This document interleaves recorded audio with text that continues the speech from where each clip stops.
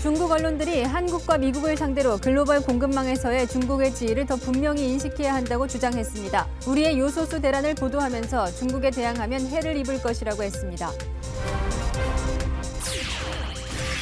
오늘도 전국 곳곳에서 요소수를 찾아 헤매는 요소수 대란이 이어졌습니다. 문재인 대통령이 직접 나서 불안감을 갖지 말라며 진화에 나섰지만 국민의힘은 문 대통령의 사과를 촉구했습니다. 더불어민주당이 빠르면 내년 1월 1인당 25만 원가량의 방역지원금을 지급하겠다고 밝혔습니다. 올해 초과 세수를 내년으로 넘겨 지급하는 방식인데 야당은 세금 밑장 빼기라고 강하게 비판했습니다. 코로나로 봉쇄됐던 미국 국경이 열리자 그동안 만나지 못했던 가족이나 친구들이 감격스러운 만남을 이어가고 있습니다. So good to be back. 경기도 여주시 대부분의 지역에서 1시간 반 동안 완전 정전 사태, 블랙아웃이 발생했습니다. 신호등이 꺼져서 교통사고가 나고 엘리베이터 구조 요청이 잇따르는 등 큰 혼란이 벌어졌습니다.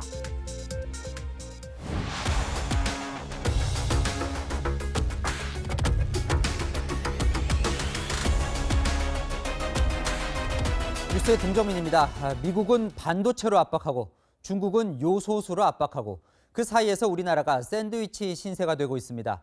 미중 갈등이 안보를 넘어 우리 국민 민생과 밥줄까지 위협하고 있는데요. 그래서 이 더 해결하기가 간단치는 않아 보이는데요. 오늘 집중 보도합니다. 먼저 발등에 불인 요소수 대란은 이 중국이 수출기만 풀어주면 해결됐는데 꿈쩍도 않고 있죠. 다른 나라 수급도 여의치 않으면서 정부가 국내 생산 가능성까지 검토하기 시작했습니다. 자, 이제 요소수를 정부가 다 관장하는 조치도 시행한다는데요. 정부가 내놓은 대책을 박정서 기자가 첫 소식으로 보도합니다. 어제부터 요소수 사재기 합동 단속에 나선 정부. 민간 수입업체가 보관 중이던 차량용 요소 2,000톤을 찾았는데 요소수로 만들면 열흘 정도 쓸 수 있는 양입니다. 정부는 요소수 생산 판매업자 등에게 생산과 공급, 출고를 명령하고 판매 방식도 지정할 수 있는 긴급 수급 조정 조치 고시를 12일 관보에 게재하고 시행합니다. 국내 물량을 탈탈 털고 있지만 보릿고개 넘기기엔 턱없이 부족한 상황. 현재 중국 해관 총서에 잡혀있는 국내 계약 물량 요소 19,000톤만 들어와도 숨통이 트일 수 있지만 중국은 꿈쩍도 하지 않고 있습니다. 결국 동남아 등 다른 나라로 손을 벌리고 있지만 차량용 요소 구하기는 쉽지 않습니다. 한국 쪽에서 수입을 할 수 있는 업자들이랑 여기 이제 공급처랑 연결을 하는 거에 지금 주력을 하고 있습니다. 여기가 주력으로 생산하는 그 제품은 이제 농업용 그 요소 비료이다 보니까 그 규모만큼은 지금 나오지는 않고 있어요. 산업용 요소의 중국 의존도는 97%. 급한 불을 끄고 나면 당장 수입선부터 다변화해야 한다는 지적이 나옵니다. 하지만 원가와 물류비를 따지면 이 역시도 녹록지 않습니다. 가까운 일본은 남는 물량이 없고 러시아나 중동은 물류비가 많이 들어 중국산과 비교해 경쟁력이 떨어질 수밖에 없습니다. 결국 100% 수입에 의존하기보다 손해보더라도 국내 생산을 해야 한다는 의견도 나옵니다. 이제 장기적으로는 저희들이 그 요소를 좀 한국에서 어느 정도 이거는 굉장히 중요한 그 물자의 하나로서 마이너스가 나면은 국가가 어떻게 손실 보상을 하든 뭐 보조금을 주든 어떻게 국내에서 생산을 좀 어느 정도는 좀 해야 되지 않느냐 이런. 10리터에 10,000원 하는 요소수 때문에 대한민국이 휘청이는 가운데 문제 해결까지는 산 넘어 산입니다. 채널A 뉴스 박정서입니다. 길게 늘어서 있는 줄 보이시죠? 요소수가 있다는 말만 들리면 전국 어디서든 이렇게 경유 차량 운전자들이 몰려들고 있습니다. 김정근 기자가 그 현장을 다녀왔습니다. 탱크로리 차량이 들어오자 주유소가 분주해집니다. 주문했던 요소수 1,000리터가 도착한 겁니다. 저기 휴게소 들렸지. 저 앞에 들렸지. 여기까지 오는데 있다 그러니까 여기서 기다렸었잖아요. 10시 온다 그러니까 기다렸죠. 주유소에는 순식간에 화물차들로 긴 줄이 생겼습니다. 주행 중 대기 차량들을 발견하고 차를 돌려 쳐다온 기사도 있었습니다. 반대쪽에 지나가다가 여기 분위기가 늦는 것 같아가지고 유턴해갖고서 지금 돌려서 온 거예요. 이 주유소 정보는 SNS를 통해서도 퍼져나갔습니다. 카톡방에 이 정보가 올라와서 찾으러 왔습니다. 2,000원으로 가고 있다가 다시 요소수 있는데 찾으러 빠진 거예요. 오늘이 주유소에는 총 1000리터의 요소수가 채워졌는데요. 제가 3시간 반 정도 지켜보고 있는데 요소수를 구하려는 차들로 줄이 끊이지 않습니다. 평소라면 2주 정도 판매할 분량인 1000리터는 5시간 만에 모두 팔렸습니다. 체육관 주차장에 긴 줄이 늘어섰고 천막안은 사람들로 가득 찼습니다. 전북 익산시가 지역 내 요소수 생산업체와 협력해 익산시에 등록된 화물차주들에게 요소수를 우선 판매하는 겁니다. 도착한 순서대로 스티커를 나눠준 뒤 자, 익산이시고 홀수시고 오전 10시부터 한 사람의 10리터들이 한 통씩 판매했습니다. 7시에 와가지고 지금 계속 기다리다가 지금 1번으로 탔어요. 해외 직구로 시켰는데 한 달 있다가 온다고 하더라고요. 근데 그것도 믿을 수가 없어요. 준비한 요소수 2250리터는 1시간 반 만에 동이 났습니다. 채널A 뉴스 김정근입니다. 이 요소수 대란은 밥상 물가도 덮칠 기세입니다. 저희 취재기자가 어젯밤에 가락시장을 가봤는데요. 이 전국 각지에서 농산물을 싣고 올라오는 이 차량들 이번 주가 한계라고 합니다. 한 목소리로 농산물 물류 대란을 예고했습니다. 전민영 기자입니다. 전국 각지의 농산물이 모여드는 서울 가락시장. 새벽 경매를 앞두고 화물차들이 줄지어 들어옵니다. 양파를 싣고 전남 무안에서 400km를 달려온 화물차 기사 김준 씨. 이틀에 한 번꼴로 서울을 다녀가지만 다음 주부터는 운행이 어렵습니다. 요소수가 부족해갖고 다음 주에는 아마 운행을 못할 걸로 계산해요. 예, 왕복으로 3번이요. 차를 세워야죠. 요소수 대란으로 농산물 운송도 차질이 빚어지는 겁니다. 요소수가 없으면 농산물이고 쌀이고 모든 음식을 못 올라오죠. 그러면 서울도 물류 대란이 날 거라고. 이미 요소수가 동이나 지인의 차를 빌려온 기사도 있습니다. 옆집에 있는 차를 갖다가 빌리는 거지. 그럼 빌려놓고 하는 거지. 애써 수확한 농산물은 제때 못 팔면 버릴 수밖에 없습니다. 농산물 운송하는 사람들이 한 60%가 차 다 버려요. 운송을 다 버리는데 없어요. 상인들의 걱정도 큽니다. 유통량이 줄어들으면 가격도 급등할 것이고 조그만 소규모 식당서부터 대형 유통 체인점서부터 뭐 여러 군데가 좀 다 막혀버리는 거지 뭐 이제. 밥상 물가가 이미 치솟은 상황에서 요소수 대란은 농수산물 가격 급등을 부추기는 또 다른 뇌관이 되고 있습니다. 채널A 뉴스 전민영입니다. 상황이 이런데 문재인 대통령은 오늘 요소수 대란과 관련해 지나친 불안감을 갖지 말라고 당부했습니다. 국민을 안심시키려는 발언이겠지만 뾰족한 대책을 내놓고 있지 못하다 보니 이 대선 앞두고 민주당에서도 청와대 대응에 불만의 목소리가 나옵니다. 전혜정 기자입니다. 국무회의를 주재한 문재인 대통령은 요소수 공급 차질 문제와 관련해 국민을 안심시켰습니다. 정부가 수입 시체를 조기에 해결하는 노력과 함께 수입 대체선의 발굴에도 최선을 다하고 있으니 국민들께서는 지나친 불안감을 갖지 마시기 당부드립니다. 하지만 노력한다는 말뿐 정부의 뾰족한 대책이 아직 나오지 않아 불안감은 좀처럼 가라앉지 않는 분위기입니다. 여당인 더불어민주당도 대책을 세우겠다며 걱정 말라고 했습니다.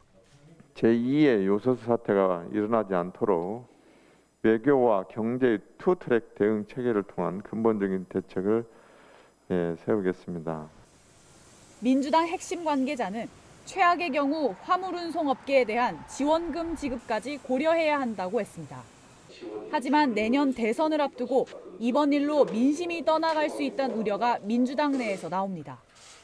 민주당의 또 다른 핵심 관계자는 사실상 위기가 보도된 이후 청와대가 움직인 것이라며 주중 한국 대사가 사퇴해야 할 정도라고 강하게 성토했습니다. 국민의힘은 문 대통령의 사과를 촉구했습니다. 하루하루 끊이지 않는 대란 때문에 대란민국이라는 자조적 단어까지 등장했다고 합니다. 문재인 정부는 계속되는 대란 앞에 국민께 사죄하고 정부는 모레 임시 국무회의를 열어 수입 요소에 대한 할당 관세 인하를 비롯해 요소수 생산과 판매 방식을 정부가 통제하는 긴급 수급 수정 조치 등을 논의합니다. 채널A 뉴스 전혜정입니다. 이제 중국이 요소 수출을 풀어주냐가 관건인데 이 와중에 대중무역의 악재가 될 만한 이슈가 터졌습니다. 미국 정부의 요청으로 우리 기업들이 반도체 사업 관련 정보를 넘겨줬는데요. 중국 관련 정보도 포함될 수 있어서 중국의 반발이 예상됩니다. 워싱턴 유승진 특파원입니다.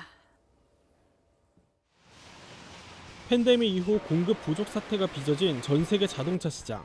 중국을 제외하면 주요 자동차 제조국의 생산은 2년 전보다 20%에서 40%까지 대폭 줄었습니다. 반도체 부족으로 불거진 차량 생산 차질 규모는 올해 1,000만 대가 넘을 것으로 전망됐습니다. 바이든 미국 대통령은 글로벌 반도체 기업들을 화상으로 불렀습니다. It's all infrastructure. This is infrastructure. 미 상무부는 재고와 매출, 고객사 정보 등 26개 문항을 만들어 업체들에게 제출을 요구했습니다. 반도체 위탁 생산 1위 업체인 대만 TSMC는 지난 5일 기밀 정보를 빼고 제출했고 삼성전자와 SK 하이닉스도 고심을 거듭했습니다. 특수한 정보를 입수해가지고 미국이 활용하기 위한 그런 것은 아니다 하고 설명을 하고 있습니다만 어쨌든 이게 기업들한테는 압박이 되고 있어서 결국 고객 정보 등 민감한 자료를 제외하고 마감일에 제출했습니다. 반도체를 사실상 국가 안보 문제로 보고 있는 미국은 기술 패권을 강조하고 있습니다. China and the rest of the world is not waiting, and there's no reason why Americans should wait. 제출해야 하는 정보에 중국 내 생산과 판매 규모 등이 포함될 수 있어 사드 보복과 같은 중국의 반발이 우려되는 이유입니다. 우리 기업들 생산 물량 가운데 3분의 1 정도는 중국에 공급됩니다. 미 상무부 장관은 제출 자료가 충분하지 않을 경우 추가 조치가 필요할 수도 있다고 밝혀 국방물자생산법을 동원한 압박도 우려됩니다. 문승욱 산업통상자원부 장관은 내일 워싱턴에서 미 상무부 장관을 만나 자료 요구와 관련한 미국의 협조를 구할 방침입니다. 워싱턴에서 채널A 뉴스 유승진입니다. 그렇다면 지금 중국은 한국의 요소수 대란과 반도체 정보 제출, 이 두 가지 이슈를 어떻게 바라보고 있을까요? 중국 언론은 자국의 자원 우위를 이용한 경고를 보내고 있습니다. 베이징 사공성근 특파원입니다. 중국 관변 매체 황부시보가 국내 기업들이 미 상무부에 제출한 자료와 관련해 불편한 중국 내 분위기를 전했습니다. 국내 언론과 누리꾼 반응을 인용해 미국에 대해 국제적 강도라는 표현으로 비난했습니다. 우리 정부가 중국의 요소 수출을 요청했다는 소식도 발빠르게 보도했습니다. 最近韩国柴油车车主们非常的苦恼，因为想要买到车用尿素溶液可不是一件容易的事儿。 국영 청주TV가 운영하는 인터넷 매체는 한국과 유럽, 미국은 글로벌 공급망에서 중국의 중요한 역할을 인식해야 한다며 대결을 고집하면 반드시 해를 입을 것이라고 압박했습니다. 펑파이는 한국 내수에도 요소 부족의 요인이 있다며 높은 경유차 비중을 지적했습니다. 중국의 수출 통제가 단기간에 끝나지 않을 것이란 전망도 유력해지고 있습니다.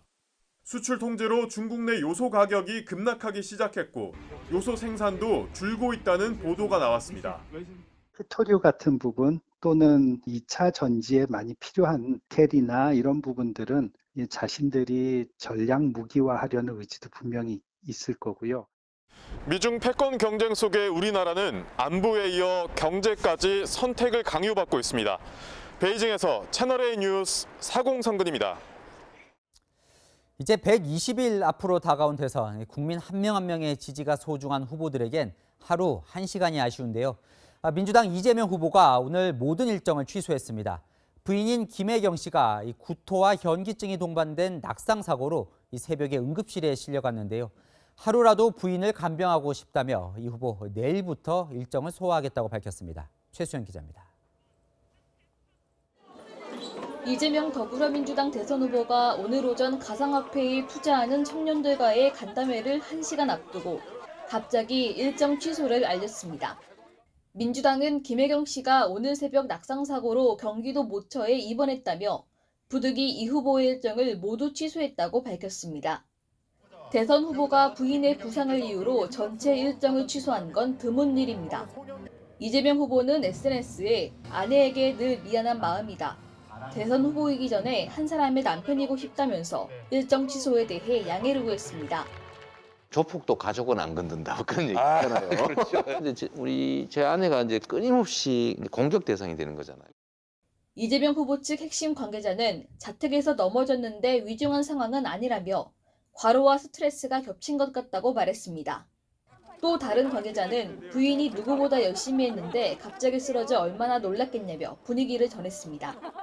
이르면 이번 주말 첫 지원 유세에 나설 예정이었던 김 씨의 등판 시점이 불가피하게 늦춰질 거라는 전망이 나옵니다. 민주당 선대위는 후보 배우자 수행을 위해 만든 배우자 실장에 현역 의원을 임명하는 등 김혜경 씨가 적극 나설 것임을 예고한 바 있습니다. 국감 받는 저희 남편보다 더 떨리는 것 같아요, 스님은. 이재명 후보는 내일부터 다시 일정을 재개할 예정입니다. 채널A 뉴스 최순입니다. 국민의힘은 윤석열 후보와 이준석 당대표, 김종인 전 비상대책위원장 사이에 선거대책위원회 구성을 두고 미묘한 신경전이 있어 왔지요. 최근에 윤 후보가 절충안을 내면서 이 세 명 사이의 이견이 좁혀진 것으로 알려졌습니다. 그 절충안이 무엇인지는 안보겸 기자가 취재했습니다.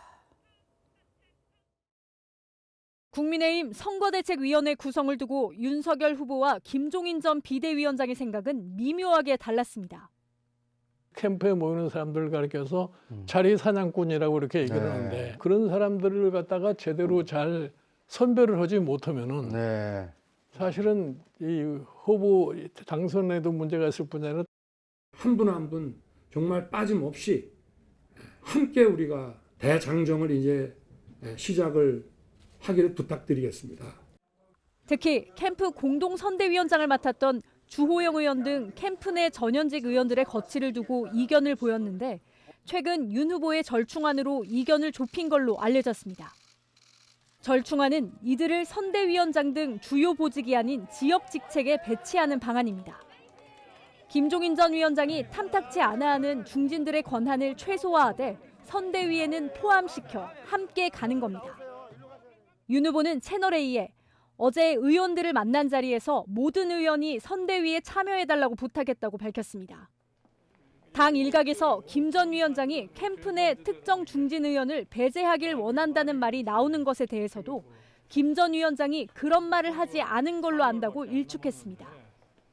이준석 국민의힘 대표는 윤 후보의 통합선대위 구상에는 동의하지만 막무가내로 임명장을 찍어내 검증되지 않은 인사들이 참여하는 건 반대한다고 말했습니다. 채널A 뉴스 안보겸입니다. 부인 간병을 이유로 불참한 민주당 이재명 후보를 제외한 다른 당 대선 후보들이 확정 후 처음으로 한자리에 모였습니다. 전국 여성대회 행사였는데요. 여성 표심을 잡기 위해 저마다 정책을 강조했는데 그 여성 표심은 지금 어디로 움직이고 있는지 김성규 기자가 보도합니다. 윤석열, 심상정, 안철수, 야권 대선 주자들이 나란히 서서 위대한 여성, 함께하는 대한민국이라고 적힌 스카프를 들고 퍼포먼스에 나섰습니다. 각 당의 대선 후보로 확정된 뒤 세 후보가 한자리에서 만난 것은 처음입니다. 가벼운 인사만 나눈 채 자리에 앉은 세 사람은 경쟁적으로 여성 표심 공략에 나섰습니다. 가사와 육아 부담으로 30대 후반 여성의 경력 단절이 심화된 부분이 매우 가슴 아프게 다가옵니다. 여성 후보가 저 한 사람입니다. 여러분 특별히 응원해 주실 겁니까? 제가 지금까지 집에서 한 번도 못 해본 말이 있습니다. 밥 줘 라는 말입니다. 윤석열 국민의힘 후보는 가사와 육아를 고민하는 여성 유권자들을 위한 맞춤형 공약을 내놨습니다.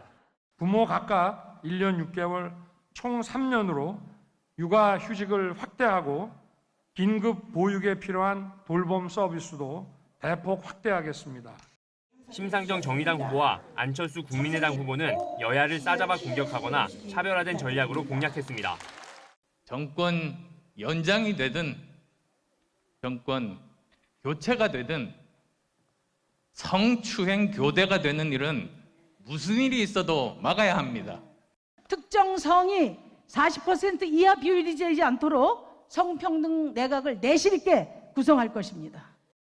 오늘 나온 여론조사를 보면 여성 지지율은 이재명 민주당 후보 32.7%, 윤석열 국민의힘 후보가 44.5%를 기록했습니다.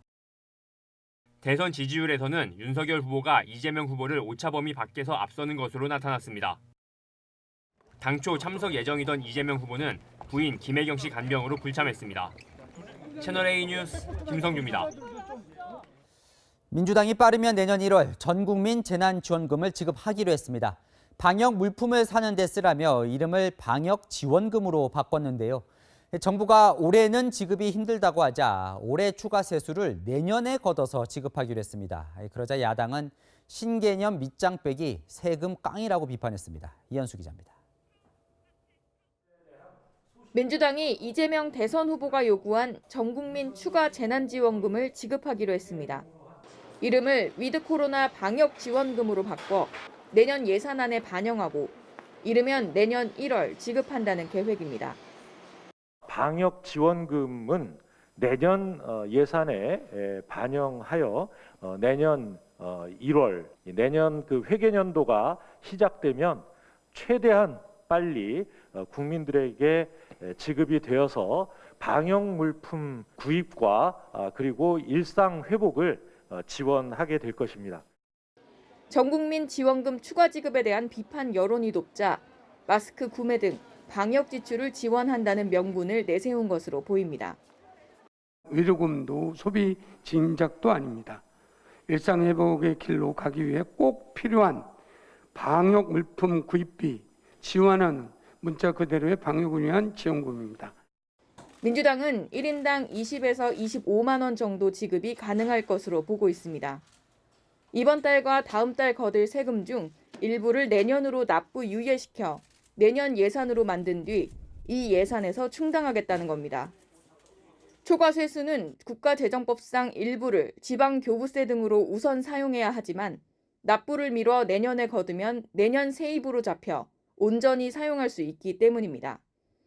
야권은 올해 초과 세수를 내년 세입에 반영하는 걸 두고 신개념 세금 밑장 빼기, 세금 깡이라고 강하게 비판했습니다. 그 예산이라고 하는 것이 국민 돈인데 민주당 후보를 위해서 오른쪽 포켓에 넣었다, 왼쪽 포켓에 넣었다, 뒷포켓에 넣었다 그렇게 뭐 장난치는 겁니까? 국민들을 뭘로 하는 겁니까? 전국민 지원금 지급에 정부도 공개적으로 부정적 입장을 밝혀온 만큼 논란이 예상됩니다. 채널A 뉴스 이현수입니다.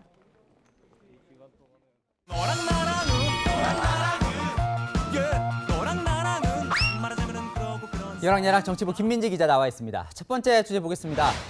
자, 이재명 민주당 후보가 뭘 거부하고 있을까요? 네, 질문입니다. 뭐 여당 대선 후보다 보니 가는 곳마다 기자들 질문이 쏟아질 텐데요. 네, 예전에는 기자들 질문에 길게 답을 했었는데요. 며칠 전부터는 달라졌습니다. 영상으로 보시죠. 우리 언론인 여러분 궁금한 게 많으실 텐데 충분히 시간 갖고 말씀하십시오.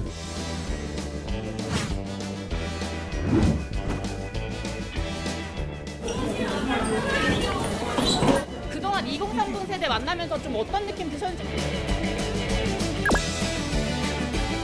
취재 자유도 있는 거지만 우리도 선거를 해도 책임이 있는 사람들이에요. 매일매일 생기는 현안들을 후보가 직접 다 할 수는 없다라는 거예요. 어제 다른 행사 참석 후에도 기자들 질문이 계속됐는데요. 하지 마세요. 무슨 오시라고 얘기한 거에 대해서는 어떻게? 그래요. 저 말이 화제더라고요. 후보는 왜 걸어가면서 말하면 안 되냐고요. 네, 그래서 오늘 국민의당은 이재명 후보에 대해서 미국의 유명한 좀비 드라마 이름이기도 하죠. 워킹데드가 되려고 하는 거냐 이렇게 비판했습니다. 그러면서 선거 때 종종 마라톤을 하면서 언론과 인터뷰했던 안철수 대표와 비교하기도 했습니다. 이 거침없는 사이다 발언이 이재명 후보 장기인데요. 네. 소통하겠다는 약속과도 좀 배치되는 것 같고요. 아무래도 기자들 질문에는 좀 후보에게 곤란한 내용이 많겠죠. 실언을 줄이려는 포석도 있다는 해석인데요. 오늘 민주당 관계자는 혼란을 줄이면서 기자들이 공평하게 취재할 수 있는 시스템을 조만간 만들 계획이라고 밝혔습니다. 선거를 앞두고 대통령 후보의 생각을 묻고 듣는 건 유권자의 권리가 아닐까요? 네, 다음 주제 보겠습니다. 뱀 그림 알고 보니 윤석열 후보 손에 또 그림이 있었나요? 네, 이번에는 손등인데요. 윤 후보 손등의 그림 흔적 때문에 주술 논란이 빚어졌던 손바닥 왕자가 재조명됐습니다. 지금 보시는 이 장면인데요. 지난 6일 청년의 날 행사에서 민주당 송영길 대표와 악수하는 윤 후보 손등에 뭔가 그림이 있죠. 그래요. 무슨 그림인지는 이제 잘은 알아볼 수는 없지만 뭐가 있네요. 네, 온라인에는 이게 뱀 그림이다라는 해석과 이재명 후보의 영문 이니셜인 J라고 주장하는 글까지 떠돌았습니다. 뭔가요? 실제 뱀 그림인가요? 아닙니다. 윤 후보 측에 물어보니까요. 뱀이 아니라 강아지 그림이라고 했는데요. 언제 붙인 건지 저희가 한번 찾아봤습니다. 직접 만든 거예요? 네, 다 직접 그린 거예요. 디자인한 거예요. 강아지 같은 거 없어요?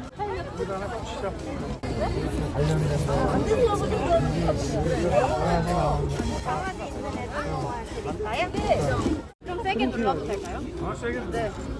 있으면 지워지나요? 아니, 그냥 붙여놓지 뭐. 한 시간씩 있다가. 중간에 참모들이 지워지는지 확인도 했네요. 네, 그러니까 저 손등의 그림 청년의 날 붙인 헤나 스티커로 밝혀졌는데요. 어쩔 수 없이 대선 후보의 일거수일투족은 관심 대상이 될 수밖에 없는 것 같습니다. 그럼요. 어느 연예인보다 관심이 높을 때라 명쾌한 해명이 없으면 상상과 소문이 꼬리에 꼬리를 물기 마련이죠. 여랑야랑이었습니다. 오늘 국회에서는 고위공직자범죄수사처가 윤석열 국민의힘 대선 후보를 4건 입건한 것을 두고 공방이 오갔습니다. 야당에서는 윤석열 수사처라는 비판도 나왔습니다. 정한희 기자입니다. 국회 법제사법위원회에서 여야는 검찰의 특활비 집행 내역을 두고 충돌했습니다. 윤석열 국민의힘 대선 후보가 검찰총장이던 시절 대검 수사정보정책관에게 배정된 특활비 사용처를 두고 맞붙은 겁니다. 고발사주하면서 기자들에게 술을 사줬는지 아니면 국민의힘에다가 갖다 줬는지 알 수가 없습니다. 정치자금으로 썼는지 안 썼는지를 어떻게 알겠습니까? 극단적이고 해서는 안 될 발언 같습니다. 고발사주는 상상이나 했겠습니까? 밖에서 술 먹고 할 수 있는 얘기하고 여기서 국회에서 정식으로 기관장들하고 대화할 수 있는 이야기는 아니잖아요. 국민의힘은 공수처를 상대로 윤석열 수사처냐고 따져 물었습니다. 23건이죠. 그럼 그중에 4건이면은 6분의 1이에요? 엄청난 겁니다. 그래서 윤석열 수사를 위해서 지금 공수처가 존재한다고 볼 수밖에 없어요. 검찰에서 불기소한 사건을 다시 검찰에 이첩한다. 그것은 이제 넌센스이기 때문에 이 사건은 우리가 직접 하는 게 맞겠다는 결론에 도달했습니다. 고심 끝에. 민주당은 야당이 예산 심의권으로 공수처를 압박한다며 철저한 수사를 촉구했습니다. 예산 심의권을 활용해서 공수처를 수사기관을 압박해서 그 수사를 못하게 하려고 하는 거 아니냐. 대검 감찰부가 윤 후보가 검찰총장으로 재직할 때 대검 대변인이 쓰던 휴대전화를 포렌식하고 공수처가 이 자료를 확보한 데 대해서도 공방이 오갔습니다. 국민의힘은 선거 개입이라고 주장했고 박범계 법무부 장관은 선거에 개입할 의지도 없다고 반박했습니다. 채널A 뉴스 정한입니다. 2010년 3월 26일 서해 바다를 수호하다 북한 잠수정의 공격으로 침몰한 천안함이 11년 만인 오늘 최신 호위함으로 부활했습니다. 한수아 기자가 진수식 현장에 다녀왔습니다. 백령도 남서쪽 해상에서 초계 임무 수행 도중 북한 어뢰에 피격돼 침몰한 천안함. 승조원 104명 중 58명은 구조됐지만 끝내 46용사는 돌아오지 못했습니다. 천안함이 11년 만에 신형 호위함으로 부활했습니다. 초계함이던 옛 천안함에 비해 대잠수함 작전 능력이 크게 향상됐습니다. 장거리 대잠 어뢰인 홍상어가 탑재됐고 은밀한 작전이 가능하도록 가스터빈과 전기 모터를 사용하는 하이브리드 엔진도 장착했습니다. 제 뒤로 보이는 이 신형 호위함 천안함은 과거 천안함과 같이 해군 2함대에 배치돼 서해 북방 한계선을 수호하는 임무를 맡게 됩니다. 고통 속에 살아온 유족들은 아들의 환생이라며 반겼습니다. 천안함 부활은 죽은 저희 자식들이 태어났다는 어떤 그런 의미가 있다고 생각을 합니다. 하지만 천안함 폭침과 관련한 2차 가해 논란은 여전합니다. 국방부 장관은 거듭 북한 소행이라는 점을 분명히 했지만 북한의 어뢰 공격으로 인한 천안함 피격 사건이 발생하기 전까지 다양한 작전과 훈련 현장에서 활약하며 대한민국의 바다를 지켰습니다. 한 정부 부처는 천안함 폭침을 부정하고 음모론을 제기한 유튜브 영상에 대해 문제가 없다고 했습니다. 결국 최원일 전 함장을 비롯한 생존 장병들은 행사에 참석하지 않았습니다. 유족이나 생존 장병들 앞에서는 위해준다 하고 오히려 음모론자들을 이렇게 고통을 주는 사람들 편을 들어주는 거잖아요. 천안함이 명예회복이 되지 않은 상태에서 제가 그 진술식에 가서 박수를 칠 용기가 안 났어요. 채널A 뉴스 한수아입니다.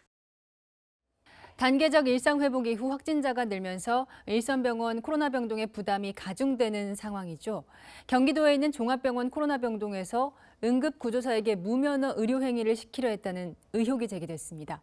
배영진 기자가 단독 취재했습니다. 경기도의 한 종합병원에서 응급구조사 채용 공고가 올라온 건 지난 9월. 코로나19 병동에서 일하는 간호사 13명 중 파견 간호사 4명의 계약이 순차적으로 종료되자 인력 충원에 나선 겁니다.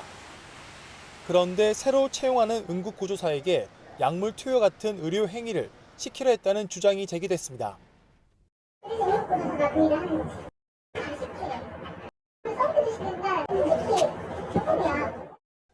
응급구조사는 응급환자의 상담, 구조, 이송 업무와 함께 예외적으로 응급처치를 할 수 있지만 간호사를 대신해 수액 연결이나 정맥 주사를 놓을 경우 불법 의료 행위가 됩니다. 응급구조사를 교육시키면 된다는 논의가 이뤄진 정황도 있습니다.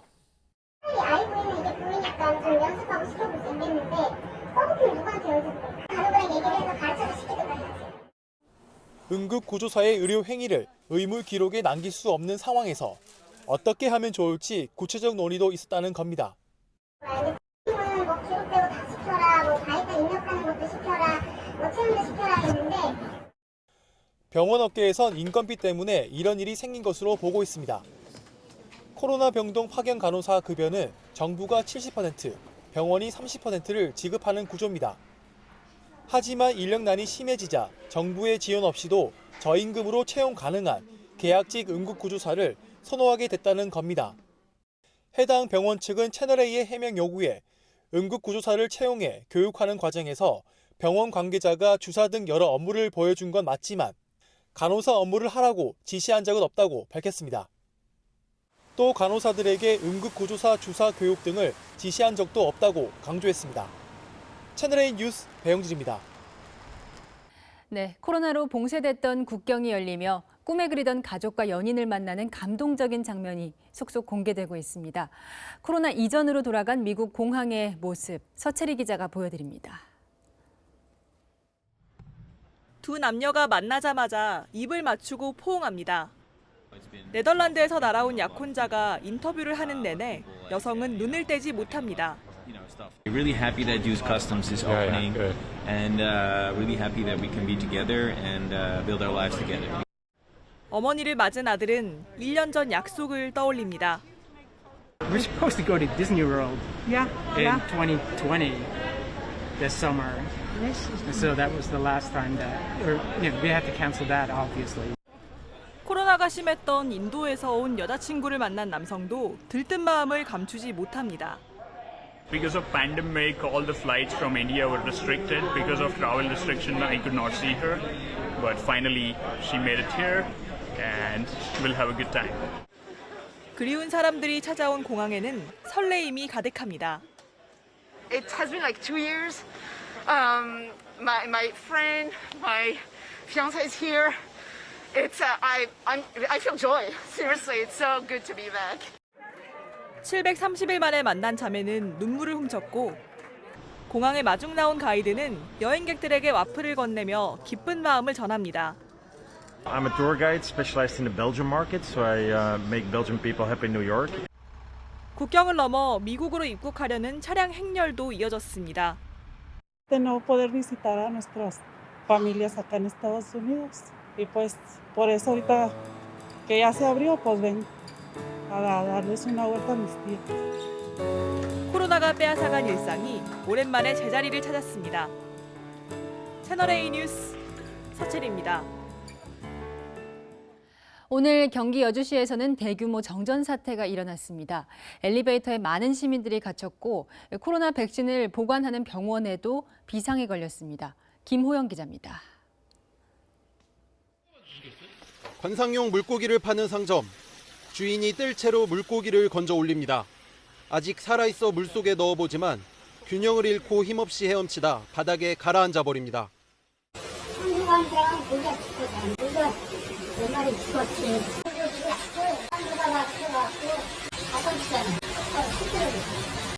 정전 때문에 물에 산소를 공급하는 장치가 멈춘 겁니다. 여주시 일대에 정전 사태가 일어난 건 오늘 오전 10시 30분쯤. 여주시 12개 읍면동 가운데 9곳, 약 5만 가구의 전력 공급이 끊겼습니다. 진짜 전쟁 난 것처럼 막 어둡고 그리고 아이들 막 울고 통신도 안 터지고 와이파이도 안 되니까 아무것도 검색해 볼 수도 없고 이러니까 되게 막막하고 두려웠어요. 엘리베이터가 멈춰 갇혔다는 구조 신고가 잇따랐고 교통신호등이 꺼져 대형마트 앞 교차로에서 승용차와 SUV가 부딪히는 사고도 났습니다. 코로나 백신을 보관 중인 병원들도 냉장고가 멈춰 한때 비상이 걸렸습니다. 엄청 걱정돼서 냉장고 안에 다 넣어놓고 그래서 냉장고 온도 다 확인하고 귀속을 했는데 전력 공급은 1시간 30분 만에 정상화됐습니다. 한국전력은 여주 변전소 개폐 장치에 문제가 생긴 걸로 보인다며 사고 원인과 피해 실태를 조사하겠다고 밝혔습니다. 채널A 뉴스 김호영입니다. 20대들이 고의 교통사고를 전국 곳곳에서 일으키며 5억 원의 보험금을 챙겼습니다. 한 번에 1,000만 원 넘는 술값을 쓰며 이 많은 돈을 흥청망청 써버렸습니다. 홍진우 기자입니다. 교차로에서 좌회전하던 승용차가 차선을 옮기는 순간 옆에서 달리던 승용차가 속도를 높여 다가오더니 뒷부분을 들이받습니다. 한 달 뒤 대구시의 한 교차로. 흰색 승용차가 멈추더니 조수석에서 젊은 남성이 뒷목을 잡고 내립니다. 운전자와 함께 차량 뒷부분을 잠시 살피더니 접촉 사고가 난 승용차로 다가가 유리창을 두드립니다. 자신들이 고의로 사고를 내고는 상대차 운전자에게 보험 처리를 요구하는 겁니다. 지난해 11월부터 올해 9월까지 20대 보험 사기범 일당이 전국 각지에서 낸 고의 교통사고는 117건. 피해 차량의 책임을 뒤집어 씌우려고 교차로 통과 직후 차선을 옮기는 순간을 노렸습니다. 죄송하다길래 또 그런 거보다 했죠. 뭐 저희는 그렇게 뭐 특별히 저희가 과실이라는 생각은 전혀 안 했어요. 나중에 뭐 결과론적으로는 뭐 우리가 잘못이라고 하니까. 보험금을 청구할 명의를 빌려줄 공범은 SNS를 통해 모집하고 범행했을 차량은 한두 달마다 교체하는 방식으로 의심을 피했습니다. 일당이 이런 방식으로 타낸 보험금은 총 5억 원. 대부분 유흥비로 탕진했다고 진술했습니다.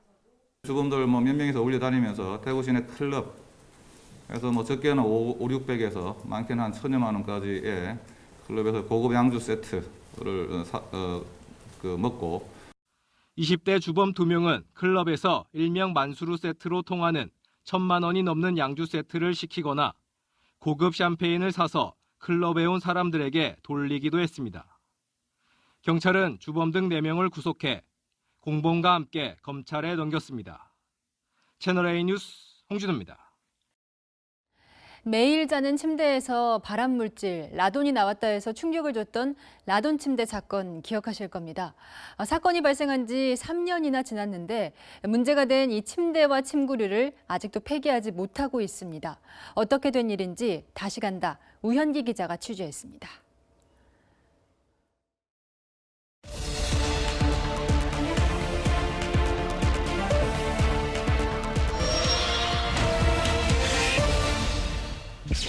시판된 침대에서 방사성 발암물질 라돈이 기준치 이상 검출된 건 지난 2018년 5월입니다. 당시 정부 원자력안전위원회는 문제가 된 침대와 침구류를 대량 수거했습니다. 그런데 수거 제품들을 폐기하는 방법이 담긴 법령은 2달 전인 지난 9월에 시행됐습니다. 라돈 침대들을 다른 폐기물과 일정 비율로 섞어 태운 뒤 매립하라는 내용인데 사건 발생에서 법령이 나오기까지 3년이 걸린 겁니다. 그동안 해당 침대 회사의 충남 본사엔 폐기를 기다리는 7만 개 이상의 매트리스가 그대로 쌓여 있었습니다. 적치돼 있는 침대들 옆으로 엄청난 양의 일반 쓰레기들이 함께 쌓여 있습니다. 5월 달에 방문해가지고 상황을 봤더니 안에 듬성듬성 구멍이 뚫려 있는 데들이 있단 말이죠. 야외에 적재해놓고 관리가 제대로 이루어지지는 않고 있다고 봐요. 이들 침대 7만 개 등 11만 4천 개의 라돈 제품들이 전국 곳곳에 수거돼 쌓여 있습니다. 그중 한 곳인 경기도 평택의 한 업체는 쌓아놓았던 라돈 검출 침구류 2,700여 개를 지난해 11월 임의로 없애버렸습니다. 어떤 방법으로 처리하라는 관계 법령이 마련되기도 전에 무단 폐기한 건데 원자력안전위원회는 2달이 지나서야 이 같은 사실을 알았고 업체는 200만 원의 과태료를 부과받았을 뿐입니다. 그 부분을 알려드리는 게 어려운 것 같고요. 어쨌든 저희가 세부적으로 다 추적 조사는 했다. 최종적으로 안전에 문제가 없을까지. 원자력안전위원회가 이 방사성 문제가 있는 공산품의 안전관리를 현실적으로 담당할 행정 능력이 없다는 사실을 확인시켜주는. 법령 시행 2달이 지난 시점이지만 수거된 제품들을 처리하겠다는 폐기 전문 업체는 나타나지 않고 있습니다. 적정 업체가 지금 변경 허가를 지금 하지 않고 있어서 현재까지 처리 업체가 없는 겁니다. 근데 이게 폐기 업체는 근데 왜 이걸 신청을 안 하는 거예요? 지역 주민과의 갈등이 있다는 거를 우려하는 분위기가. 라돈 제품을 쌓아놓고 있는 생산업체들은 환경부 지침만 기다리고 있다는 입장입니다. 어떻게 지금 폐기할 계획인 건지. 법안만 통과되면은 안전하게 폐기하겠다 이렇게 홍보를 했었습니다. 그렇지만 아직 폐기 계획조차 잡지 못하고 있다. 철저한 대책을 마련하는 것이 필요해 보입니다. 라돈 침대 등이 3년 넘게 야적돼 있는 것에 대해 안전엔 문제가 없다는 것이 관계기관들의 입장이긴 하지만 이들에 대한 폐기 작업이 언제 이루어질지 예측하기 어려운 상황입니다. 다시 간다 우현기입니다. 이 요소수는 2015년 이후 생산된 이 신형 경유차에만 이렇게 넣게 되어 있죠. 요소수 대란을 이번에 겪으면서 요소수를 넣을 필요가 없는 구형차가 오히려 중고차 시장에서 인기입니다. 김태형 기자입니다. 중고차 시장에 매물로 나온 5톤짜리 화물차입니다. 출고한 지 7년 된 경유차로 찾는 사람이 거의 없었는데 요소수 대란 이후 주목받는 매물이 됐습니다. 포크레인을 싣고 다니신다든지 물류 쪽에 있는 분들 이게 좀 어려우신 분들이 많이 찾는 거죠. 이 화물차는 2014년식입니다. 요소수가 필요 없기 때문에 요즘 들어 문의 전화가 몰리는 겁니다. 최근 2014년식 화물차 가격은 최대 300만 원까지 더 올랐습니다. 요소수를 넣어야 하는 2015년식 이후 중고차 가격 인상폭의 3배입니다. 국내 경유차는 2015년 1월부터 생산 출고된 중대형 상용차, 승용차, 소형 상용차 순으로 요소수를 넣어야 하는 유로6가 적용됐습니다. 그러다 보니 일부 화물차를 제외한 대부분의 2015년식 이전 화물차는 요소수 없이 운행할 수 있어 인기가 높아진 겁니다. 반면 신형 화물차 문의는 뚝 끊겼습니다. 요소수 대란이 길어지면 악성 재고로 남을 수 있기 때문입니다. 재고가 무조건 쌓이죠. 달이 가면 갈수록 손해율이 높아지겠죠. 하지만 전문가들은 오래된 경유차를 구입하면 수리비가 많이 들 수 있고 미세먼지 저감 정책에 따라 운행 제한이 강화되는 만큼 구입에 신중해야 한다고 지적합니다. 채널A 뉴스 김태형입니다.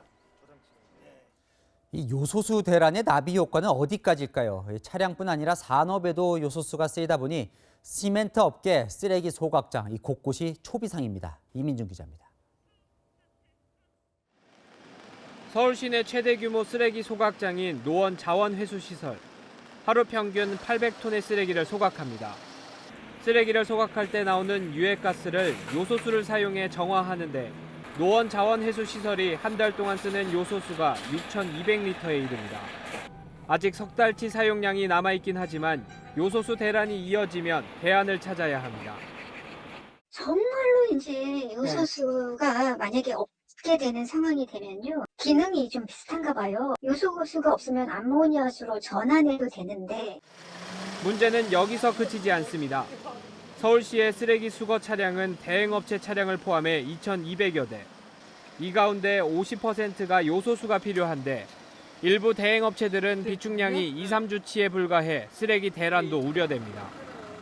지금 저희들도 구청의 차량들도 요소수가 없어서 지금 난리는 걸로 지금 알고 있고요. 저희들도 굉장히 당황스럽고 그러긴 한데요. 전혀 예측을 못했거든요, 저희들도. 시멘트 업계도 비상입니다. 시멘트 원료를 만들 때 석회석을 가열하는데 이때 발생하는 질소 산화물을 산업용 요소수를 뿌려 제거합니다. 시멘트 업계가 쓰는 요소수는 하루 평균 425톤에 이릅니다. 이달 말까지는 버틸 수 있지만 요소수를 추가로 확보하지 못하면 공급 차질이 불가피하다는 게 업계 설명입니다.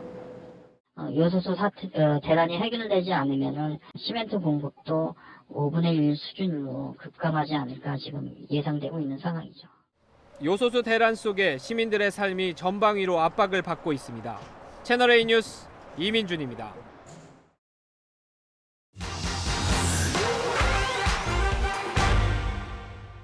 오늘 팩트맨은 요소수 대란 이후 시청자께서 궁금해하는 사안 위주로 따져보겠습니다. 먼저 농사 지을 때 쓰는 요소 비료에 물을 타서 쓰면 안 되냐는 질문입니다. 관련해서 직접 요소수를 만들었다는 영상 틀어볼까요? 준비해둔 통에다 정제수를 붓더니 요소 비료를 집어넣고 섞습니다.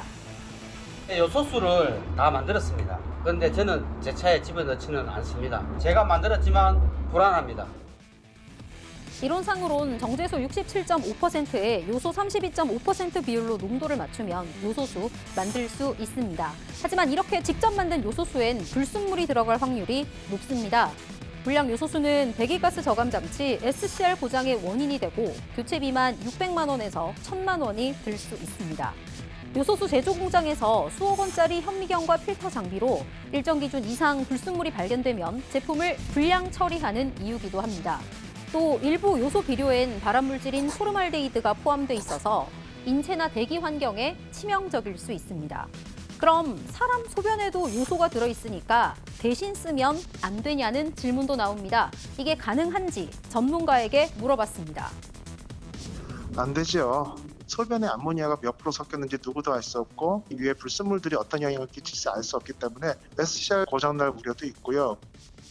그러면 산업용 요소수를 써도 되냐는 질문도 있는데요. 불순물이 많아서 정제 과정 없이 쓰기엔 적합하지 않습니다. 불량 요소수를 만들면 7년 이하, 팔면 5년 이하 징역에 처하고 불량인 걸 알고도 썼다면 과태료 200만 원을 내야 합니다. 환경부도 불법 요소수 제조 및 유통 점검에 나섰습니다. 지금까지 팩트맨이었습니다. 코스피는 불안한 흐름을 이어가고 있고 대출 규제로 부동산 투자도 어려워졌죠. 갈 곳 잃은 돈이 이번엔 안전한 정기예금이나 펀드로 몰리고 있습니다. 조현선 기자입니다. 올해 초 동학개미 운동, 따상, 신조어가 생겨날 정도로 붐이 일었던 주식. 하지만 요즘은 코스피가 3,000선 박스권에 갇혀 있어 자금이 상대적으로 안전한 예금으로 몰립니다. 주식 투자 집중했었고요. 올해는 더 주면 안 될 것 같아갖고 거의 다 현금화 시킨 다음에 그나마 좀 높은 금리 찾아가지고 적금 2개 정도를 들었거든요. 실제로 지난 4일 기준 5대 은행의 정기예금 잔액은 655조 원. 한 달 만에 23조 원 넘게 늘었습니다. 여전히 예금 금리는 1% 중반대지만 안전한 투자를 택한 겁니다. 직접 투자인 주식 대신 상대적으로 안전한 펀드로 갈아타기도 합니다. 부동산 투자하고 싶어도 너무 비싸서 이제는 엄두를 못 내고 주식으로 날린 돈이 너무 좀 아깝고 속상해서 차라리 요즘은 펀드 수익이 훨씬 낫더라고요. 펀드도 1년짜리 단기 상품으로 가입을 했어요. 특히 단기 금융상품에 투자해 대기성 자금 성격이 강한 머니마켓 펀드, 즉 MMF에는 한 달 새 24조 원이 넘게 몰렸습니다. 금리가 올라와서 사람들이 이제 다른 쪽 자산으로 눈을 돌리는 그런 국면이거든요. 펀드는 이제 저는 되게 자연스러운 현상인 것 같아요. 자금은 풍부한데 직접 투자에 대해서 약간 어려움을 느끼시는 건지 펀드 쪽으로. 이번 달 말 기준금리 추가 인상 가능성이 남은 만큼 이 같은 추세는 계속 이어질 것으로 전망됩니다. 채널A 뉴스 조현선입니다. 추위가 오자 눈 소식이 들려옵니다. 강원도 원주시엔 단풍 위로 새하얀 한방눈이 펑펑 내려앉았고요. 관악산도 어젯밤부터 첫눈이 내리면서 수도권 산지에도 눈이 관측된 곳이 많은데요. 내일까지 기온이 낮은 산간 지역엔 더 많은 눈이 내려 쌓이겠고요. 곳곳에는 비가 오락가락 내리겠습니다. 내일도 우산 챙기시기 바랍니다. 내일까지 강원 산지와 제주 산지에는 최고 8cm의 많은 눈이 내리면서 대설특보가 내려질 가능성이 있습니다. 그 밖에 전국은 5에서 20mm 정도의 비만 내리겠는데요. 서울과 경기 북부는 오늘 밤까지만 조금 이어지고 내일은 흐리기만 하겠습니다. 내일 서울의 아침 기온 1도, 춘천은 0도로 오늘보다 더 춥겠고요. 한낮에 서울은 7도, 대전은 9도로 낮에도 쌀쌀하겠습니다. 금요일엔 서울의 아침 기온이 0도까지 뚝 떨어질 전망입니다. 날씨였습니다.